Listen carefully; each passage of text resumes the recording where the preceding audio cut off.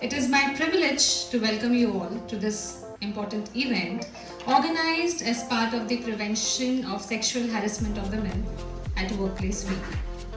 In this event, organized by the Internal Complaints Committee, Indian Bureau of Mines, we gather not only to acknowledge the importance of this critical issue, but also to reinforce a collective commitment to creating safe, respectful, and inclusive workplaces for women. I extend a warm welcome to our chief guest today, Advocate Mugdha Chandorkar, Central Government Counsel at the Nagpur Bench of the Bombay High Court.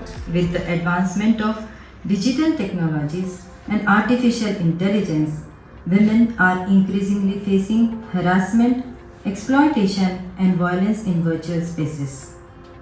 Today, I do not wish to focus solely on these grim statistics, but want to tell you that this digital transformation can also be an ally in the fight to protect women from violence and enhance their safety in many ways.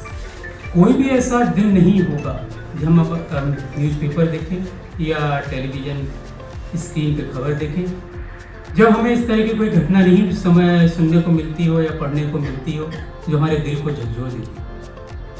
लेकिन शायद हम उस एक घटना को खबर को एक पढ़कर 5 मिनट बाद शायद भूल जाते हैं। यही इस समस्या की सबसे बड़ी जड़ है। IBM मैं कहूँगा इस मामले में काफ़ी अच्छा कार्य कर रहा है, क्योंकि बहुत ही रेयरली कभी कोई ऐसा केस है जिसके बारे में IBM के इंटरनल कंप्लेंट कमेटी को कंप्लेंट की जाती है, क्योंकि अभी तक शायद 1 साल में 1 या 2 केस को छोड़कर शायद कोई केस नहीं आया है। तो हम कह सकते हैं कि शायद हमारा इस क्षेत्र में प्रदर्शन काफ़ी ठीक है। It's a subject which has become increasingly critical in the today's workplace and legal dynamics. I will not dwell upon in history. 1997, everybody out here knows Vishakha judgment came. But when did the act came? 2013. It took more than 15 years for the act to come upon. The act came, brought protection to the women at workplace. So when a woman is working, she has to be treated equally. That's Article 14.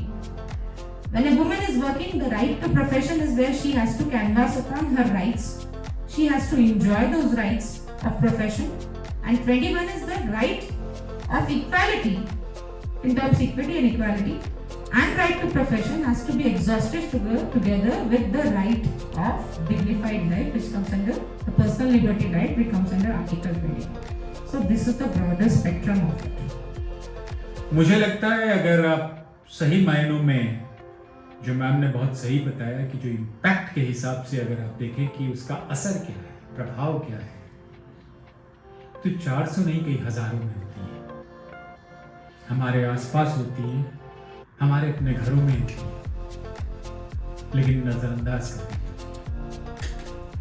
है। और किसी भी चीज का जो भयावह रूप आप देखते हैं, जो 437 घटनाएं हुई हैं या रिपोर्ट के लायक पहुंची हैं, वो इन हजारों घटनाओं को इग्नोर करने के कारण इस चीज का एहसास रखना बहुत जरूरी है कि मेरे चारों तरफ क्या हो रहा है और क्यों हो रहा है। अगर आपको अच्छा नहीं लगता है तो पहली चीज ये है कि आप कन्फ्रंट कीजिए कि look mister, never utter it in front of me, this is not a good sign. कोई बंदा दोबारा करता है तो हो सकता है दोबारा भी आप बोलें कि मैंने आपको पहले कहा था या आखिरी बार। मुझे नहीं लगता कि पुरुषों के अंदर इतना दम होता है कि वो इस सीधी सीधी चेतावनी के बाद में भी कुछ करें।